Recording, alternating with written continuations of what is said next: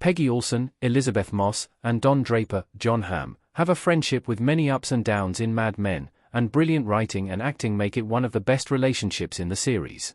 Peggy started off as Draper's secretary before rising to become a copywriter, and her progression is one of Mad Men's most satisfying character arcs. Part of this is seeing her grow in confidence and begin to stick up for herself more, especially to her mentor and champion, Don. Peggy and Don's non-romantic dynamic is established right from Mad Men Season 1. Despite having many affairs, Draper reminds his protégé, "Peggy, I'm your boss, not your boyfriend." Draper initially promotes Peggy to copywriter as a power move to annoy Mad Men's Pete Campbell, but this evolves into a genuine respect for her talents and her character. Throughout the 7 seasons of Mad Men, Peggy advocates for herself and her worth as a copywriter and challenges Don to treat her better. 5. Peggy asks for the bail money back. Mad Men Season 2, Episode 5, The New Girl. Don Bobby Peggy in the car in Mad Men, with Peggy behind the wheel.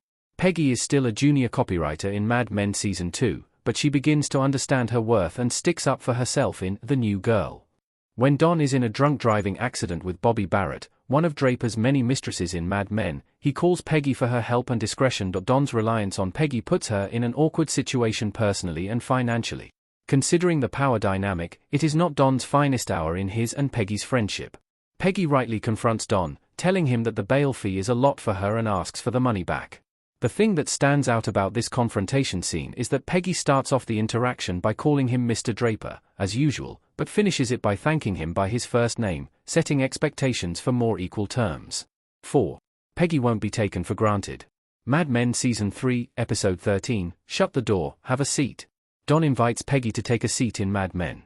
Mad Men Season 3 finale, Shut the Door, Have a Seat, is a pivotal moment for Peggy. When Don chooses not to join McCann Erickson and decides to start his own agency, Draper shows his arrogant presumption that Peggy will follow him to the new venture. She rightly calls him out, saying, "You just assume I'll do whatever you say. Just follow you, like some nervous poodle."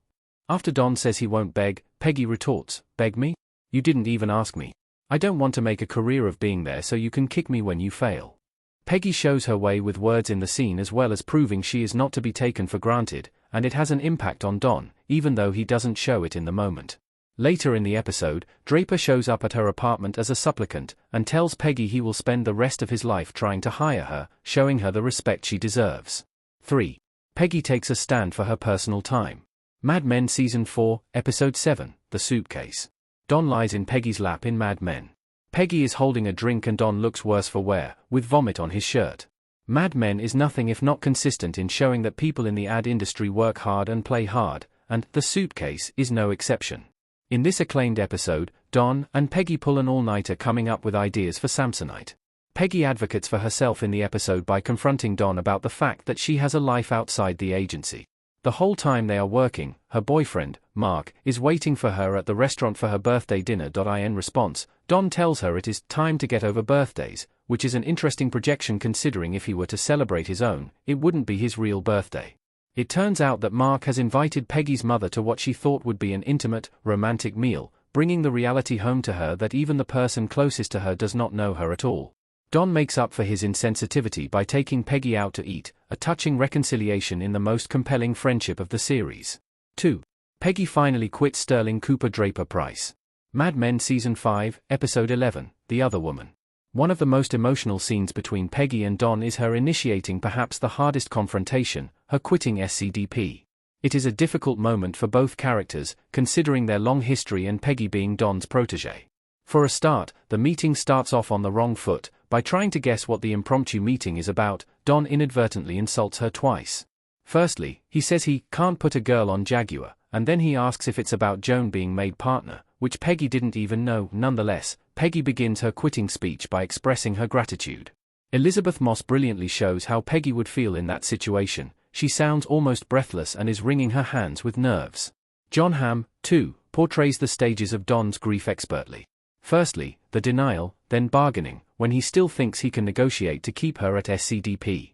This is followed by shock when he realizes she means it, then anger, and finally, acceptance. It is worth noting that Don kissing Peggy's hand goodbye instead of a handshake was ad-libbed by John Hamm, and that Elizabeth Moss' tearful reaction is genuine, as the actress told Vanity Fair. This makes it one of the highlights of Don and Peggy's relationship and marks a major point in Peggy's growing confidence. 1. Peggy calls Don a monster. Mad Men Season 6, Episode 12, The Quality of Mercy. Peggy and Ted look taken aback in a client meeting. Peggy and Ted Chower's workplace affair comes to a head when Don puts the pressure on both of them about the ramifications of such a relationship. Peggy has ideated a killer ad inspired by Rosemary's Baby, which, incidentally, is a clever and historically relevant writing choice, considering Peggy's own pregnancy horror in Mad Men Season 1. Ted is convinced Peggy will win a Clio Award for the creative idea. Don is less keen, since it is well over the budget agreed with the client, and he can see Ted's judgment is clouded by infatuation. The way Don handles this situation disgusts Peggy. He opens the meeting by saying, "I think we all know why we're here," having clearly implied he is going to reveal their relationship to the client.